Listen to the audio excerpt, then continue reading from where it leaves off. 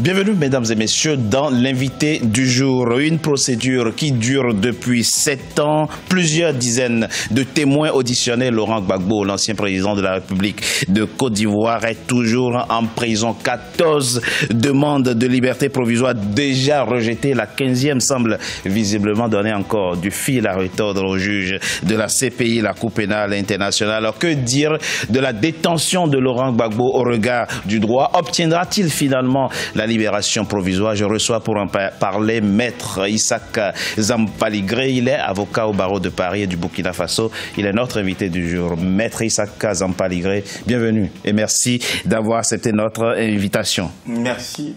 Maître Issaka Zampaligré, la libération provisoire de Laurent Gbagbo et de Charles Blé Goudé était attendue le vendredi 14 décembre 2018. Elle n'aura finalement pas lieu. Et vous, c'est la durée de la détention provisoire qui vous interpelle? Oui, parce que dans les principes de base, tout le monde sait que la durée de la détention provisoire ne doit pas excéder le délai raisonnable imposé par l'article 6 de la Convention européenne de sauvegarde des droits de l'homme et des libertés fondamentales. C'est quoi le délai raisonnable? Le délai raisonnable, dans un arrêt récent de la Cour européenne, l'a fixé à 3 ans et demi maximum. Dans un arrêt one-off, nous l'avons su. Et 3 ans et demi maximum. 3 ans et demi maximum, et ce délai est rigoureusement encadré aussi, surtout en droit français, par l'article 144.1 du Code de procédure pénale en vigueur.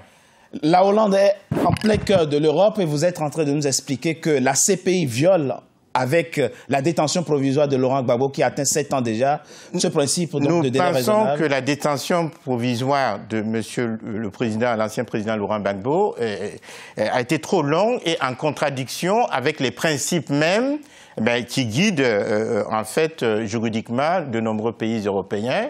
Et on est étonné que cela se passe en France, en Europe même. En Europe, au cœur de l'Europe, dites-vous. C'est vrai qu'il est difficile de trouver dans une prison européenne des gens qui attendent depuis 7 ans sans être fixés sur leur sort, en tout cas sans connaître la première condamnation. On va dire quoi? Que la CPI détient arbitrairement Laurent Gbagbo?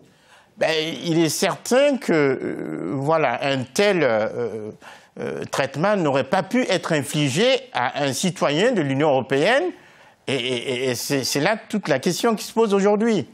Donc, Maître Issaka Zampaligré, en juin 2013, les juges de la CPI avaient, enfin en tout cas non convaincus du dossier présenté par le procureur, en tout cas la procureure de la CPI, avait demandé des éléments de preuve supplémentaires.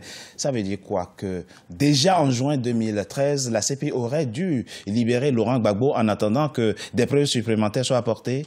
Mais oui, parce que le problème de l'enquête du bureau du procureur, c'est que pour une première fois, les juges ont demandé, après la présentation de sa preuve, qu'il y ait en fait un mémoire à mi-procès, donc une enquête supplémentaire, complémentaire, qui n'est prévue par aucune des dispositions en fait du code de procédure de la CPI.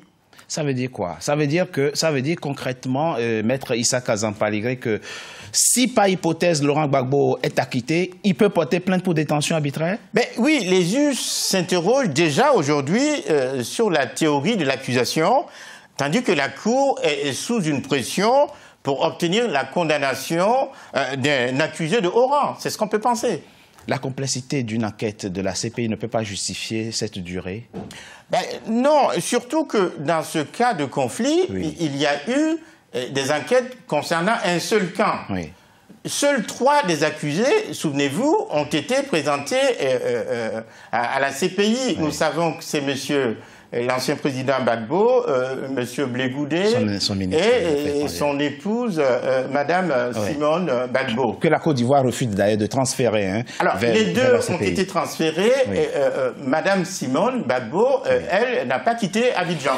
Dites-nous, Maître Issaka Zampaligré, c'est vrai, je l'ai dit, ce vendredi 14 décembre, on attendait la libération de Charles Blé Goudé de Laurent Gbagbo. Elle n'a pas eu lieu. Qu'est-ce qui, selon vous, pose problème? Avons-nous déjà acquis le principe de libération provisoire?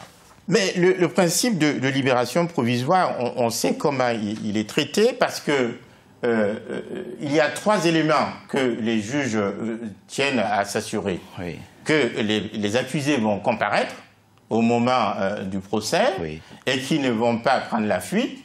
Ça, c'est la première condition à vérifier. Et la deuxième condition concerne un peu le rôle que ces accusés peuvent jouer en liberté provisoire. À savoir, voilà. Leur comportement, leur attitude. Leur attitude. Oui. Et enfin, voilà, on veut s'assurer qu'à la fin, l'accusé ne va pas profiter de sa liberté provisoire pour nuire à nouveau. Mais vous êtes avocat. Oui. Lorsque dans un procès comme celui de Laurent Gbagbo, on est libéré provisoirement, jouit-on de tous ses droits en tant que citoyen libre ou bien sa liberté est encadrée? Ben, il y a en fait un encadrement que l'on appelle souvent le contrôle judiciaire. Oui. Et ce contrôle judiciaire, pour des accusés de cette importance, ben, on ne sait pas comment, dans cette planète Terre, ces deux personnes peuvent disparaître. Il y a un autre élément qui peut interpeller Maître Issaka Zampaligré, c'est le terme d'indigent employé à l'endroit de Laurent Gbagbo et de Charles Blé Goudé. Rappelons quand même que cet homme a dirigé la Côte d'Ivoire, l'un des pays les plus riches du continent, en tout cas dans la sous-région ouest africaine. La Côte d'Ivoire, c'est 40% du PIB de l'espace ouïmois. Aujourd'hui, Laurent Gbagbo est considéré comme un indigent, un pauvre monsieur qui n'a rien. Vous et moi serions plus riches que Laurent Gbagbo. De quoi vivra-t-il quand il sera libéré provisoirement? Mais M. Gbagbo n'a jamais fait mystère de la pauvreté, de sa pauvreté d'abord intrinsèque, mais et de la pauvreté de l'ensemble de l'Afrique d'ailleurs. L'Afrique a toujours été comme pauvre. Nous sommes souvent indignés de voir des dirigeants riches. Mais aujourd'hui où ses avoirs sont bloqués, et ses comptes bloqués, ses avoirs gelés, et de quoi pourra-t-il survivre? On apprend dans les couloirs de la CPI que la Belgique s'est proposé de l'accueil. De quoi vivra-t-il à Bruxelles si effectivement il est libéré provisoirement? Ben, la Cour pourra en tirer la conséquence. La Cour pourra en tirer la conséquence. On n'a pas eu d'inculpation de M. Gbagbo sur la détention d'avoirs frauduleux issus de corruption ou toute autre chose. Ce qui est déjà une sanction non prononcée par la justice, le fait d'avoir gelé ses avoirs, déjà une sanction en soi. Les réparations existent, c'est sûr que la défense de M. Gbagbo vont s'employer en temps opportun pour recevoir réparation de toutes ces... Pour finir, Maître Issaka Zampaligré, peut-on imaginer que la Côte d'Ivoire, en tout cas le président Alassane Ouattara, ordonne le versement d'une pension de l'ancien chef d'État à Laurent Gbagbo une fois libéré provisoirement, puisqu'il jouit encore de la présomption d'innocence, il n'est pas encore condamné. Peut-on imaginer que la Côte d'Ivoire verse quand même à quelqu'un, à celui qui l'a dirigé pendant 10 ans, une pension pour qu'il puisse vivre dignement en attendant la fin de son procès? Ce serait ça la normalité, sinon il ne rime à rien de le faire appartenir à la catégorie des anciens chefs d'État et le soustraire d'une quelconque façon. Merci. Merci Maître Issaka Zampaligré. Je rappelle que vous êtes avocat au barreau de Paris et du Burkina Faso. Merci d'avoir été notre invité du jour. Merci. Mesdames et messieurs, c'était l'invité du jour. Merci d'avoir été en notre compagnie. À très bientôt pour un nouveau numéro de l'invité du jour.